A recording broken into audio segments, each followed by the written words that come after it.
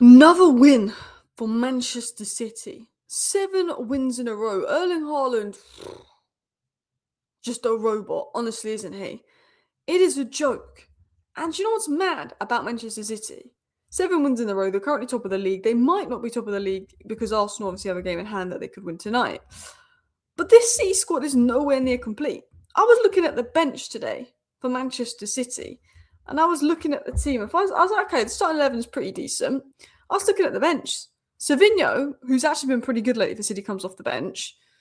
Other than Savinho on the bench, it's just kids. And Kusanov, obviously a good young centre-back. It's just kids and academy players and players that aren't wanted at Manchester City. 7 wins in a row with multiple young players and players being played out of position.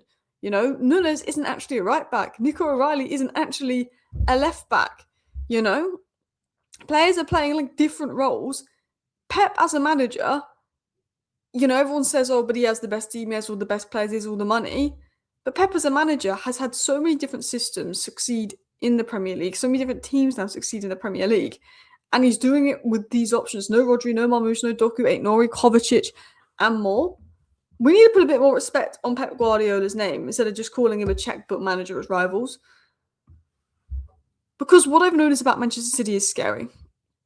They are nowhere near at their best. They're going to add loads of players to this team probably in the summer, but they could still win the league this season. The football they've played the last 7 games, the football they played in that first half versus West Ham was incredible football. I was jealous watching Manchester City's first half performance versus West Ham. The football you guys were playing was fantastic. Yes, it's West Ham, but City looked good. 7 wins in a row. The confidence is building in the squad. The momentum's building in the squad.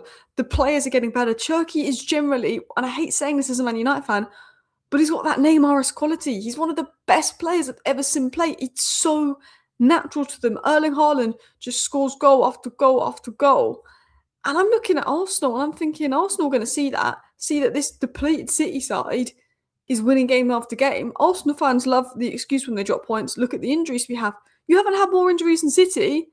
And look what Pep is doing. It's a madness as him as a manager, what he is doing. So I want to talk about this game and I want to talk about Pep because he deserves some credit. I am someone, because I'm a Man United fan, if I can slander City, I will. If I can slander Pep, I will. But I can't. Injuries everywhere, yet you look probably the most settled and confident you have in a while. You've won 7 games in a row. Maybe a little bit of a wobble in the last 10 minutes versus West Ham where you could have conceded, but you were so good. The football you were playing was so good. You've scored the most goals. You have the best attack in the league. You have a good side. O'Reilly and midfield coming at left back continues to impress. Youth players coming in doing well. You've got no midfielders. Nunes is going to have to go into midfield because Nico Gonzalez is going to need rest. And Pep is adapting rather than forcing the same old system. I've been critical of Amarin doing the same thing over and over again. It's not working. Pep is like, okay, well, Cherki needs to play on the inside. Doku needs to play on the inside. I don't have this player. I don't have that player. You're going to turn into a right back for me. You're going to turn into left back for me. And Pep finds a way to get the best out of all 11 players on the field. This City recently looks sharp, fresh, fluid. This City side looks good, and it is generally scary because I feel like this City side has really just got going and they're like, we're good. And that's the thing I've noticed about Man City. They don't have many players. They don't have a big squad. They're winning 7 games in a row with ease. We thought Arsenal were going to win the league, but City could. I don't think they really got out of second gear. They've got 3 consecutive clean sheets. Donnarumma had a good game.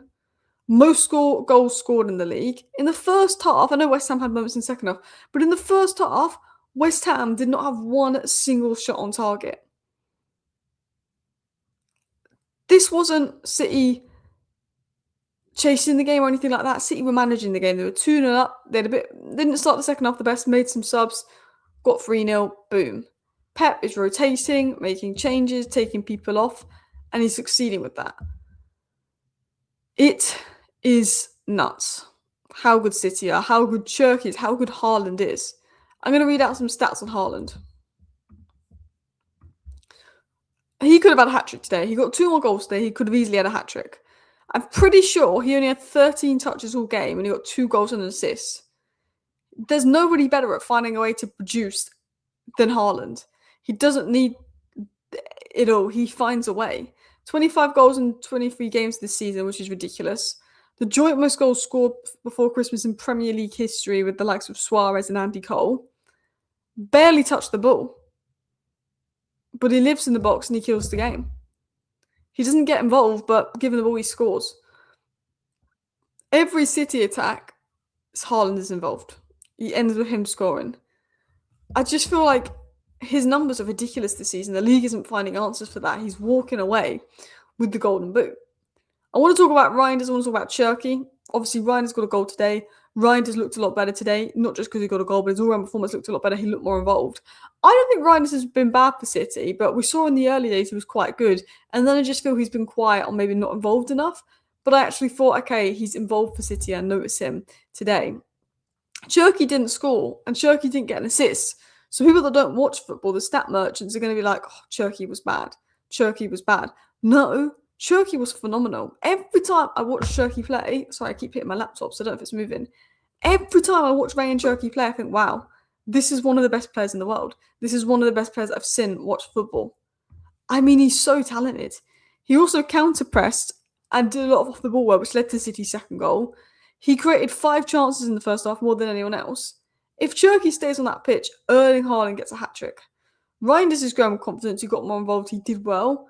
But Cherki was controlling that game. Cherki was running that game. Rayane Cherki is absolutely phenomenal. I run out of words to describe just how good Rayane Cherki is, to be honest.